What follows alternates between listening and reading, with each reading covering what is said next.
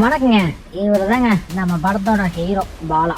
இவர் எங்க இவ்வளவு வேகமா ஓடிட்டு இருக்காருன்னு பாக்குறீங்களா? ஜோ இறந்துட்டாங்க சொல்றாங்க. ஜோங்கிறது யாருங்க? ஜோக்கு இவருக்கு என்னங்க சம்மதம்? ஒரு வித்தியாசமான கிளைமேக்ஸ் தாங்க. உன் அறிமுகம் என மரணங்கிற டைட்டில்ல உங்களோட சேர்ந்து கடைசி வரை நானும் பயணிக்கிறேன். என்றும் அன்புடன் KS செல்வா.